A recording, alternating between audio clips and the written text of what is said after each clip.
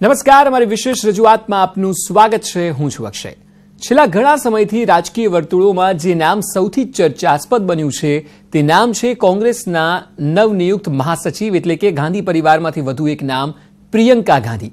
જ્યારથી પ્રિયંકા ગાંધીને જવાબદારી સોંપાઈ છે, પ્રિયંકા ગાંધીની આસપાસ કોંગ્રેસનું રાજકારણ અને દેશનું રાજકારણ પણ રમી રહ્યું છે. ત્યારે પ્રિયંકા ગાંધીની અનેક એવી કહાની છે કે જે જાણવી ખૂબ જરૂરી છે. આજનો આખો એપિસોડ પ્રિયંકાની એવી કહાનીઓ આપને બતાવીશું કે જે ક્યારે આપે સાંભળી ન હોય અને જોઈ પણ ન હોય. ઉદાહરણ તરીકે, શું આપને ખ્યાલ છે કે બોલિવૂડના સેક્સીએસ્ટ સ્ટારનું પ્રતીક જેમને મળ્યું છે તે બોલિવૂડના અભિનેતા એટલે કે જ્હોન અબ્રાહમે એકવાર એવું કહ્યું હતું કે પ્રિયંકા ગાંધી એટલે તેમના માટે સુંદરતાની વ્યાખ્યા. હવે એક બોલિવૂડનો એક્ટર આવું કહે. આવી અનેક એવી બાબતો છે પ્રિયંકા ગાંધીને લગતી કે જે આજે મારે તમને બતાવવાની છે. શરૂ કરીશું પ્રિયંકાની કહાની. પ્રિયંકા ગાંધીની જો લાઈફની વાત કરતા હોય તો શરૂઆત કરીએ 12મી જાન્યુઆરી 1972ના દિવસથી કે જ્યારે રાજીવ અને સોનિયા ગાંધીનું બીજું બાળક એટલે કે દીકરી તરીકે પ્રિયંકા ગાંધી 1972માં જન્મ્યા. જી હા, એ પહેલા આપને એ પણ ખ્યાલ હશે કે રાહુલ ગાંધી એ પ્રિયંકા ગાંધીના મોટા ભાઈ છે. રાહુલ ગાંધી તેમનાથી 2 વર્ષ મોટા છે. 1970માં રાહુલ ગાંધીનો જન્મ થયો હતો અને ત્યારબાદ પ્રિયંકા ગાંધી એ હંમેશાથી પરિવાર અને તેમના દાદીની ખૂબ નજીક રહ્યા. પ્રિયંકા ગાંધી એ રાહુલ ગાંધી કરતા 2 વર્ષ તેઓ નાના છે. 19મી જૂન 1970ના દિવસે રાહુલ ગાંધીનો જન્મ થયો હતો. શરૂઆતમાં પ્રિયંકાએ દિલ્હીની મોડર્ન સ્કૂલમાં અભ્યાસ કર્યો હતો અને બાળપણમાં રાજીવ અને સોનિયા ગાંધી સાથે તેઓ અમેઠી પણ જતા હતા. એટલે કે શરૂઆતથી રાજીવ ગાંધીની ખૂબ નજીક હતા, કારણ કે દીકરી તેમને ખૂબ પ્રિય હતી. એટલે એવું નથી કે રાહુલ પ્રિય હતા, પરંતુ રાજીવ ગાંધીની ક્લોઝ ખૂબ હતા. તેઓ દાદી ઇન્દિરા ગાંધીના પણ ખૂબ નજીક રહેતા. તેમના વાળ હંમેશાથી દાદી ઇન્દિરા ગાંધી જેવા નાના જ રહેતા, જે હજી સુધી અકબંધ છે. પરંતુ 31મી ઓક્ટોબર અને 1984નો એ દિવસ કે જ્યારે તેમના દાદી ઇન્દિરા ગાંધીનું નિધન થયું. 1984માં તેમની ઉંમર હતી 12 વર્ષ. આપ કલ્પી શકો કે 12 વર્ષની એ બાળકી કે જ્યારે દાદીની ખૂબ નજીક હોય ને તેમનું આકસ્મિક નિધન થાય ત્યારબાદ તેના પર શું પરિસ્થિતિ ગુજરી હશે. હાઈ પ્રોફાઇલ ફેમિલી હતું અને અચાનક ઇન્દિરાજીના જવાથી સિક્યુરિટી વધી ગઈ. તેમનું સ્કૂલ જવાનું બંધ થઈ ગયું. આપને આશ્ચર્ય લાગશે, પરંતુ ઘરે બેસીને તેઓએ અભ્યાસ કર્યો. જો કે ગળથુથીમાં રાજકારણ હતું એટલે સૌ પ્રથમ જાહેર ભાષણ તેઓએ 16 વર્ષની ઉંમરે આપ્યું. રાજકારણને વારસામાં મળ્યું છે. પ્રિયંકાએ રાજકારણને સમજવાનું ધીરે ધીરે શરૂ કર્યું અને જ્યારે તેઓએ શરૂઆત કરી, પિતાજીની સાથે રહીને તેઓ વધારે પરિપક્વ થઈ રહ્યા હતા. બરાબર તે જ સમયે એ પરિવારમાં બીજી ટ્રેજેડી થઈ અને એ દિવસ હતો 21મી મે 1991. જ્યારે આ દિવસ આવ્યો, રાજીવ ગાંધીની હત્યા થઈ. એ સમયે પ્રિયંકા ગાંધી માત્ર 19 વર્ષના હતા. એટલે 12 વર્ષની વયે દાદીને ગુમાવવાનો 19 વર્ષની વયે પિતા રાજીવ ગાંધીની હત્યા થઈ. જોકે રાજીવ ગાંધીની હત્યા માટે દોષિત જે હતા નલિની શ્રીધરન, તેઓએ માફી આપી દીધી. એ વાતની કલ્પના પણ ન કરી શકાય કે જે વ્યક્તિએ પિતાને માર્યા હોય તેને માફી આપી દીધી. દાદી અને પિતાની હત્યા બાદ તેમની જિંદગી સંપૂર્ણપણે બદલાઈ ગઈ. હંમેશાથી ઇન્દિરા ગાંધીની નજીક તેઓ રહેતા હતા અને દાદીને ખૂબ પસંદ કરતા હતા. એક સમય તો એવો પણ હતો કે જ્યારે ઇન્દિરા ગાંધી એવું કહ્યું હતું કે પ્રિયંકા ગાંધી આવનારા સમયમાં રાજકીય પરિપક્વતા દાખવી શકે તેવો તેમનો સ્વભાવ છે અને તેવી તેમની સમજ છે. અને એને જ કારણોસર પ્રિયંકા ગાંધીએ જ્યારે અર્લી લાઈફમાં ખૂબ જ જલ્દી દાદી અને પિતાને ગુમાવ્યા, ત્યારબાદથી તેઓ રાજકારણમાં સક્રિય નહોતા, કારણ કે ગાંધી પરિવાર માટે મોટા બેક ટુ બેક 2 ઝટકા હતા. આ તમામ ઇમેજીસ પણ જે આપ જોઈ રહ્યા છો તેમાં એક વાત જે દેખાઈ રહી છે કે રાજીવ ગાંધીની ખૂબ નજીક પ્રિયંકા ગાંધી બાળપણથી રહ્યા છે. રાહુલ ગાંધી અને રાજીવ ગાંધી બંનેની અનેક તસવીરો કે જે મેં આપને પ્રિયંકાની જ્યારે કહાની બતાવી રહ્યા હોય ત્યારે ઇમેજીસ જોવી ખૂબ જરૂરી છે. અને શરૂઆતથી જ તેમનો જે અભિગમ છે તે ઇન્દિરા ગાંધી સાથે લોકો જોતા થયા. ઇન્દિરા ગાંધીની સાથે અનેક ભાષણોમાં બાળક તરીકે પણ તેઓ ત્યાં ઉપસ્થિત રહેતા અને એવું લાગતું કે તે સમયે પણ બાળક તરીકે તેઓ દાદીને ખૂબ એડમાયર કરતા. અને તે જ કારણોસર અત્યારે પણ આપ જુઓ, નાના વાળ રાખવા એ શરૂઆતથી છે. જ્યારે પ્રિયંકા નાના હતા ત્યારથી લઈને અત્યાર સુધી એ જ હેરસ્ટાઇલ છે અને એટલે જ અત્યારે લોકો ઇન્દિરા ગાંધી સાથે પણ તેમને સરખાવે છે. આપને જાણીને નવાઈ લાગશે કે ઇન્દિરા ગાંધીની અનેક સાડીઓ આજે પણ પ્રિયંકા ગાંધી પાસે છે અને પ્રિયંકા ગાંધી આજે પણ એ સાડી પહેરે છે. જોકે પ્રિયંકા ગાંધી અને રોબર્ટ વાડ્રા તેમના લગ્ન બાદનો આખરે જે તેમની જિંદગી રહી તે પણ જાણવી ખૂબ મહત્વની છે. આપને એ જણાવી દઈએ કે વાડ્રા અને પ્રિયંકા પોતે જ્યારે 13 વર્ષની ઉંમર હતી ત્યારે તેઓ રોબર્ટ વાડ્રાને મળ્યા હતા. જી હા, 13 વર્ષના જ્યારે પ્રિયંકા હતા ત્યારે એવું કહેવાય છે કે રોબર્ટ વાડ્રાને દોસ્તીનો પ્રસ્તાવ એ પ્રિયંકા ગાંધીએ રાખ્યો હતો. એટલે પ્રિયંકા ગાંધીએ સામેથી જ રોબર્ટ વાડ્રાને પસંદ એ સમયે પણ કર્યા હતા અને ત્યારે તેઓએ દોસ્તીનો પ્રસ્તાવ રાખ્યો. અને ત્યારબાદ જ્યારે શરૂઆતમાં ગાંધી પરિવારને રોબર્ટ વાડ્રા એ યુવક તરીકે દીકરીને પરણે તે પસંદ નહોતું અને પરિવારને આ પહેલા જ્યારે સંબંધ મંજૂર નહોતો ત્યારે સ્વાભાવિક છે જેમ લોકોના ઘરમાં વિરોધ થાય તેમ તેમના ઘરમાં પણ વિરોધ થયો. પરંતુ પ્રિયંકા ગાંધીની એ જીદ હતી કે પરણીશ તો રોબર્ટ વાડ્રાને, અને ત્યારબાદ રોબર્ટ વાડ્રા સાથે તેઓના લગ્ન થયા. શરૂઆતમાં થોડી આનાકાની રહી પરંતુ પ્રિયંકાની જે જીદ છે તેની આગળ કોઈનું કંઈ ન ચાલ્યું. આખરે 18મી ફેબ્રુઆરી 1997 આવી જ્યારે રોબર્ટ વાડ્રા સાથે તેઓના લગ્ન થયા. જો રોબર્ટ વાડ્રાની વાત કરીએ તો રોબર્ટ વાડ્રા પોતે ક્રિશ્ચિયન છે પરંતુ હિન્દુ વિધિથી લગ્ન કરવામાં આવ્યા. પરિવાર હિન્દુ ધર્મમાં માનતો એટલે પ્રિયંકાના લગ્ન એ હિન્દુ ધર્મ વિધિ પ્રમાણે થયા. પરંતુ પ્રિયંકા પોતે આપને નવાઈ લાગશે કે તે બુદ્ધિઝમમાં માને છે. 11 વર્ષથી તેઓ વિપશ્યના કરે છે. તેઓનું માનવું છે કે બૌદ્ધ ધર્મ એક એવો છે કે જેમાં કોઈ ઊંચ નીચ અને કોઈ નાત જાત નથી હોતી અને એટલે બુદ્ધિઝમમાં તેઓએ MA પણ કર્યું.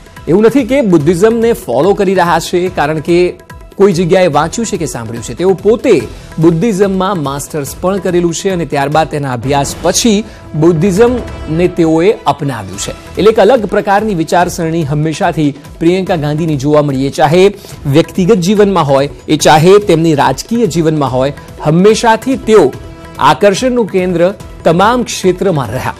અને એટલે જ્યારે જે વાત થઈ રહી છે કે રોબર્ટ વાડ્રા જ્યારે તેમના જીવનમાં આવ્યા ત્યારબાદથી તેઓ હંમેશા એ ક્રેડિટ રોબર્ટ વાડ્રાને આપે છે. રોબર્ટ વાડ્રા એ તેઓને દરેક ક્ષેત્રમાં સપોર્ટ કર્યો, ચાહે એ બિઝનેસ કરવા તેમની સાથે જવાની વાત હોય કે પછી દરેક મહત્વની બાબતમાં પ્રિયંકા ગાંધીનું ઇન્વોલ્વમેન્ટ હોય. એટલે પ્રિયંકા ગાંધી એ પાર્ટનર એવો પસંદ કર્યા કે જેને કારણે તેમનું જીવન અને લગ્ન જીવન બાદ પણ તેઓ તમામ અલગ અલગ ક્ષેત્રમાં સક્રિય રહી શક્યા. અને રાજકારણ જ્યારે પરિવારમાં હતું અને જ્યારે સોનિયા ગાંધીની કમબેક થઈ ત્યારબાદથી પણ પ્રિયંકા ગાંધી સતત તેમની સાથે જોવા મળ્યા. હવે જો કોઈ પણ એક સામાન્ય સ્ત્રી હોય છે તેના કેટલાક શોખ હોય છે. પ્રિયંકા ગાંધીના શોખની વાત કરીએ. પ્રિયંકા ગાંધીને રસોઈ બનાવવાનો શોખ છે. તેઓ રસોઈ શરૂઆતથી શીખ્યા અને ત્યારબાદ રસોઈ બનાવવાનો શોખ પણ જાળવી રાખ્યો. તેમને 2 બાળકો છે. બંને બાળકોને આજે પણ રસોઈ ઘણીવાર પ્રિયંકા ગાંધી કરાવે છે, જે ખૂબ ખાસ વાત છે. અને એક મા અને દીકરા તરીકે મા અને દીકરા વચ્ચેના જે સંબંધ હોય છે. તેમના પુત્રની વાત કરીએ રેહાન અને પુત્રી મેરાયા. આ બાળકો માટે પ્રિયંકા ગાંધી મોટે ભાગે જ્યારે ફ્રી હોય ત્યારે પોતે જ રસોઈ બનાવે છે અને બાળકોને પણ જે પ્રેમ આપવાનો હોય માતા તરીકેનો તે માતા તરીકેની જવાબદારી પણ પ્રિયંકા નિભાવવાનો પ્રયત્ન કરે છે, જે ખૂબ જ રોચક બાબત છે પ્રિયંકા ગાંધી માટે. જ્યારે આ નામ અત્યારે ચર્ચાઈ રહ્યું છે ત્યારે તમામ મુદ્દાઓ આપને જણાવી રહ્યા છે કે જેથી કરીને વ્યક્તિ વિશેષમાં જેમ જેમ અમે આગળ જઈશું તેમ તેમ આપને અલગ અલગ વ્યક્તિઓથી રૂબરૂ કરાવી શકીએ. પ્રિયંકાના બાળકો કડક શિક્ષક અને પ્રેમાળ માતા બંને તરીકે પ્રિયંકાને બતાવે છે. જ્યારે પણ કોઈ પૂછે ત્યારે કડક શિક્ષક તરીકેની પણ વાત કરે છે અને સાથે સાથે પ્રેમાળ માતા એટલે જિંદગી જીવવાનો અભિગમ છે તે પણ એક શિક્ષક તરીકે પ્રિયંકા તેમને શીખવાડે છે અને સાથે જ્યારે જમવાની માતા તરીકેની જવાબદારી આવે ત્યારે પણ તેને ખૂબ જ સારી રીતે નિભાવે છે. જ્યારે પ્રિયંકા ગાંધીના શોખની વાત કરીએ છીએ આપણે ત્યારે રસોઈ ઉપરાંત પ્રિયંકાને વાંચન અને ફોટોગ્રાફીનો શોખ છે. તેઓ વાંચનની જે આ હેબિટ છે તેઓ દાદીમાંથી શીખ્યા. તેઓ અનેકવાર તેઓએ કહ્યું ને ત્યારબાદ પિતાને પણ જોયા. ઘરમાં એ વાતાવરણ રહ્યું કે પ્રિયંકાને વાંચન પ્રત્યે બાળપણથી જે શોખ જાગ્યો હતો અને ત્યારબાદ જેમ જેમ મોટા થતા ગયા રાજીવ ગાંધીને આપણે યાદ હશે કે ફોટોગ્રાફીનો શોખ હતો અને રાજીવ ગાંધીને ફોટોગ્રાફીનો શોખ હતો એટલે તે શોખ પ્રિયંકા ગાંધીને પણ રાજીવ ગાંધીમાંથી મળ્યો. ફોટોગ્રાફી કરતા અનેકવાર તેઓ જોવા મળ્યા છે અને તેમના ફોટોઝ પણ આપ જુઓ તો એક મોડલ જેવા ફોટોઝ લાગે કે જે જોઈને એવું લાગે કે કોઈ અભિનેત્રી કે કોઈ મોડલ હોય. ફોટો પડાવવા અને ફોટો ખેંચવા આ બંને શોખ હંમેશાથી પ્રિયંકા ગાંધીનો રહ્યો છે.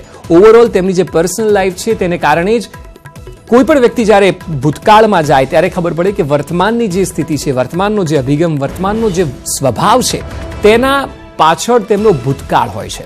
એ ચાહે શરૂઆતી અર્લી લાઈફમાં જેમ મેં તમને જણાવ્યું તે મુજબ દાદી અને પિતાને ખોવાની વાત હોય, જાતે સમજ કરીને પરિવારને સંભાળવાની વાત હોય, કારણ કે એ સમયે રાહુલ અને સોનિયા ગાંધી, ખાસ કરીને સોનિયા ગાંધીના નજીક તેઓ હતા, કારણ કે શરૂઆતથી ઘરમાં જ્યારે મોભી ના રહે ત્યારબાદ દીકરીએ જવાબદારી નિભાવી અને દીકરીએ સતત માતા સાથે રહી અને રાજકારણમાં પણ સોનિયા ગાંધીની જ્યારે એન્ટ્રી થઈ ત્યારે તેઓ સતત તેમની સાથે જોવા મળતા હતા.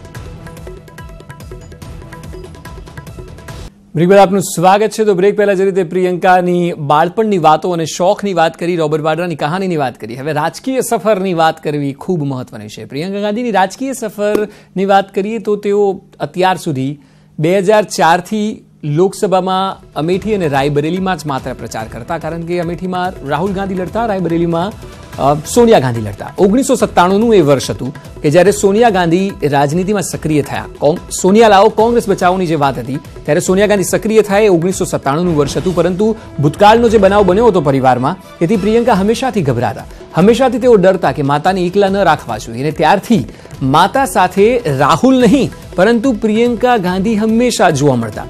આપને યાદ હશે બેલારીની ઇલેક્શન વખતે, બેલારીથી જ્યારે સોનિયા ગાંધી લડ્યા ત્યારે પ્રચારની કમાન પહેલીવાર પ્રિયંકા ગાંધીએ સંભાળી હતી. અને અમેઠી રાયબરેલીમાં તો પ્રચાર કરે છે, અમેઠીમાં પણ જ્યારે જાય ત્યારે લોકો કહે છે અમેઠી કી બિટિયા પ્રિયંકા. એ સિવાય પણ અલગ અલગ નારાએ પ્રિયંકા માટે લાગતા આવ્યા છે. વો ઇન્દિરા હૈ, વો દુર્ગા હૈ, શક્તિનો અવતાર, મૈયા अब रहती बीमार, भैया का बढ़ गया है भार, પ્રિયંકા બને ઉમેદવાર. આ પ્રકારના કાર્યકર્તાઓ, આ પ્રકારના નારા કાર્યકર્તાઓ લગાવે છે, પ્રિયંકા ગાંધીની લોકપ્રિયતા બતાવે છે. પ્રિયંકા ગાંધીને ઇન્દિરા ગાંધીની જેમ જ એકદમ કઠોર મિજાજના રાજકારણી કહેવાય છે, કારણ કે ઇન્દિરા ગાંધી માટે પણ કહેવાય કે તેઓ ઇમોશનલ નિર્ણય નહોતા લેતા, અને એ જ પ્રકારનો અભિગમ એ પ્રિયંકા ગાંધીમાં છે. રાહુલ ગાંધીએ થોડા ઇમોશનલ થઈ શકે, પરંતુ પ્રિયંકા ગાંધીની વાત ખૂબ જ સચોટ હોય છે અને પદ્ધતિસર હોય છે.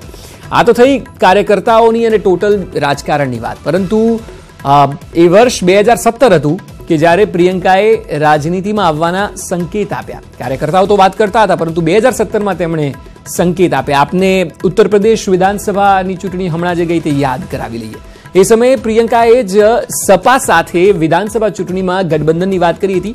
સમાજવાદી પાર્ટી અને એટલે કે અખિલેશ યાદવ અને રાહુલ ગાંધી બંને સાથે ચૂંટણી લડ્યા હતા, પરંતુ એ દાવ ઊંધો પડ્યો.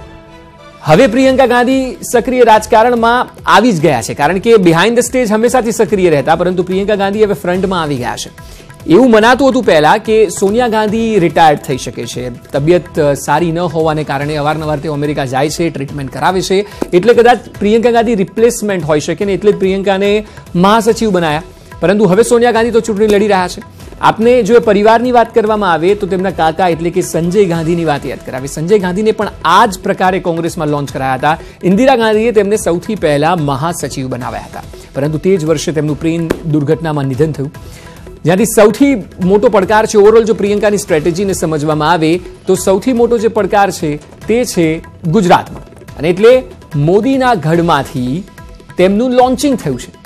મોદી પર પ્રિયંકા પહેલા પણ સીધો વાર કરી ચૂક્યા છે. પ્રિયંકાએ કહ્યું હતું કે નીચ રાજનીતિ નથી કરતા અમે લોકો.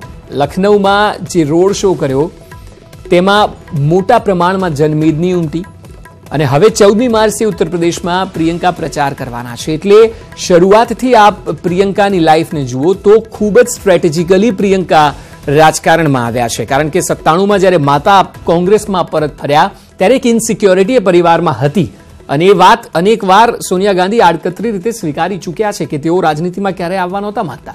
પરંતુ પ્રિયંકા ગાંધી સતત માતાની સાથે રહ્યા, અને માતાની સાથે રહીને 1997 બાદ 1997થી 2004નું જે વર્ષ છે ત્યારે આપને જણાવી દઈએ કે અમેઠીથી સોનિયા ગાંધી લડ્યા હતા, અને ત્યારબાદ રાહુલ ગાંધી માટે સીટ ખાલી થઈ, અને સતત ત્રણેય જણા પોતે એક્ટિવ જોવા મળ્યા. હવે જ્યારે રાજકારણની વાત કરવામાં આવે ત્યારે સ્વાભાવિક છે કે પ્રિયંકા ગાંધીમાં નબળાઈ પણ હોય. પ્રિયંકા ગાંધી માટે કેટલીક બાબતો એવી હોય કે જે મોટો પડકાર સર્જી શકે છે, અને મોટા પડકારમાં સૌથી મોટો પડકાર નામ જે છે રોબર્ટ વાડ્રા.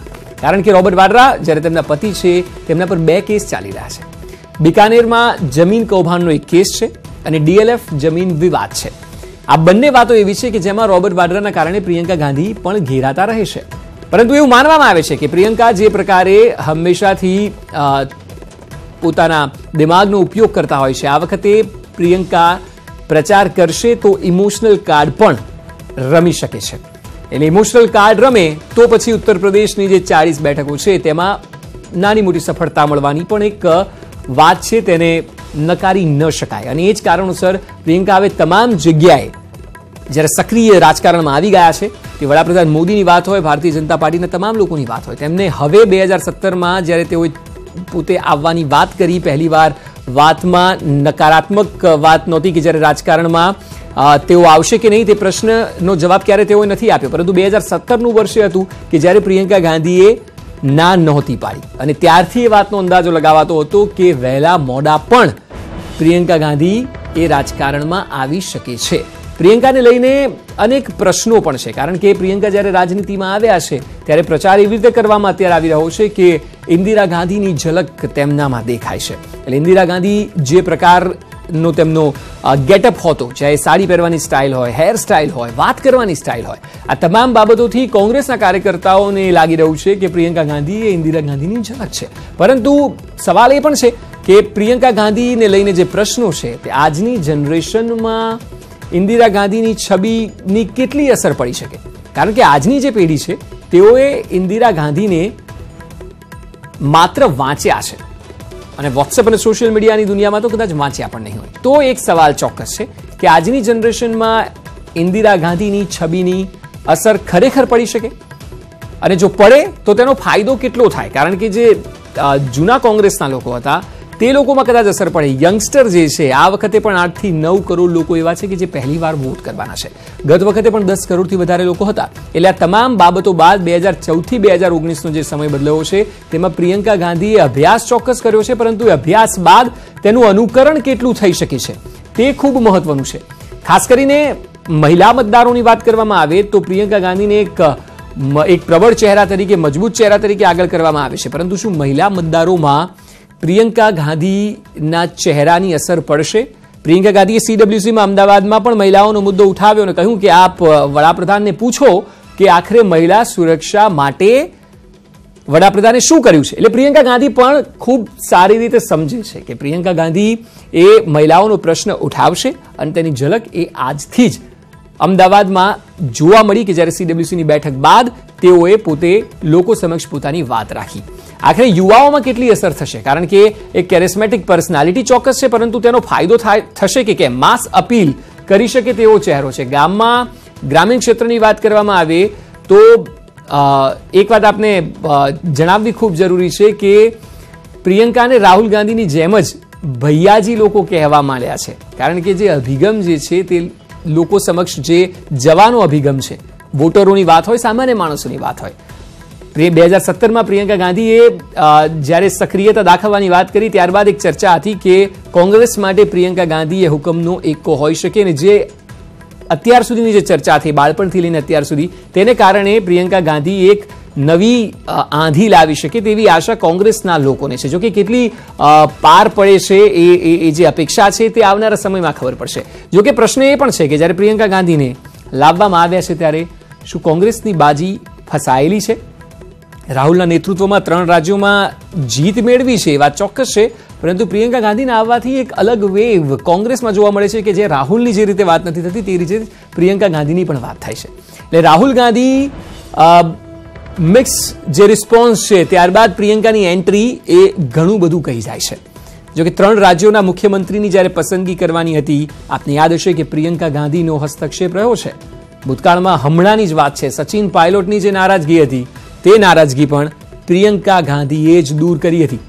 2004માં જ્યારે રાહુલ ગાંધીનું લોન્ચિંગ થયું એ જ પ્રકારે મહાસચિવ પદ તરીકે રાહુલ ગાંધીની જેમ લોન્ચિંગ પહેલા મહાસચિવ તેમને બનાવી દેવાયા છે. એટલે તમામ જે કૂટનૈતિક પ્રશ્નો છે કોંગ્રેસના એ પ્રિયંકા ગાંધી ભલે ફ્રન્ટમાં આવીને નહીં પરંતુ બેક પર રહીને હંમેશાથી તેઓ કાર્યરત રહ્યા અને કોંગ્રેસમાં સતત પોતાની જવાબદારી એ નિભાવતા રહ્યા. પરંતુ હવે જ્યારે તેમને પદ સોંપાયું છે ત્યારે સીધી જે ફાઇટ છે તે આવનારા સમયમાં ભારતીય જનતા પાર્ટી અને વડાપ્રધાન મોદી સામે રહેશે.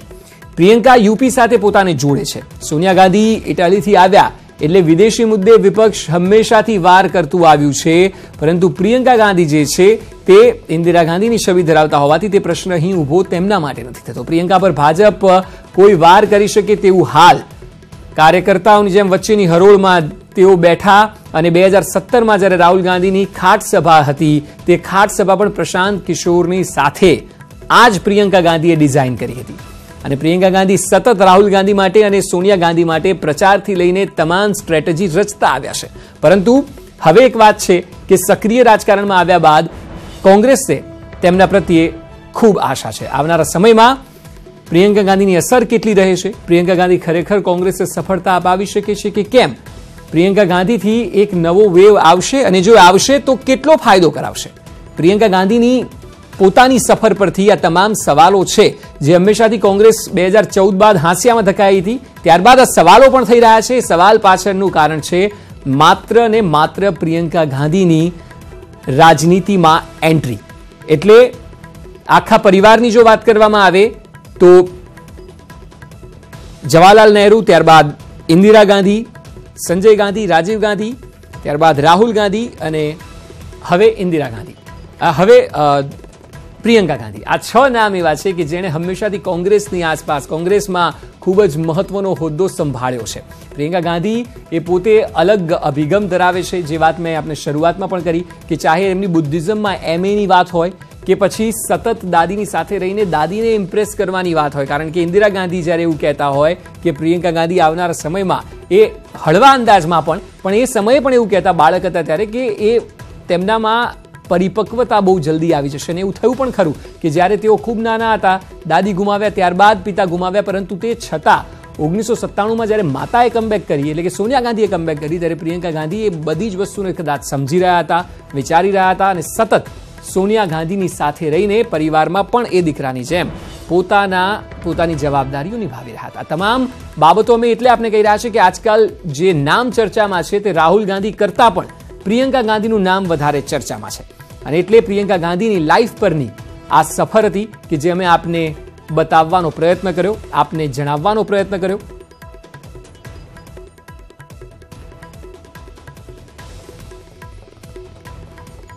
આ જ પ્રકારે અલગ અલગ વિષયો પર અમે આપને સતત રોજ અપડેટ કરતા રહીશું અને આપને માહિતગાર કરતા રહીશું. આપ જાણો છો કે DTH અથવા કેબલ નેટવર્ક પર પોતાના પસંદગીની ચેનલ નક્કી કરવાની છેલ્લી તારીખ ખૂબ જ નજીક છે, એટલે કે 31મી માર્ચ છે. માટે આપને યાદ અપાવી દઈએ કે આપ આપની સૌથી લોકપ્રિય ચેનલ ન્યૂઝ 18ને ફક્ત 10 પૈસામાં આખો મહિનો નિહાળી શકો છો. જે માટે આપ આજે જ DTH અથવા કેબલ નેટવર્ક ઓપરેટરનો સંપર્ક કરો અથવા ન્યૂઝ 18 ચેનલને ઓનલાઈન સબસ્ક્રાઇબ કરો. તો આ સાથે જ અમારી વિશેષ રજૂઆતમાં હાલ બસ આટલું જ. નમસ્કાર.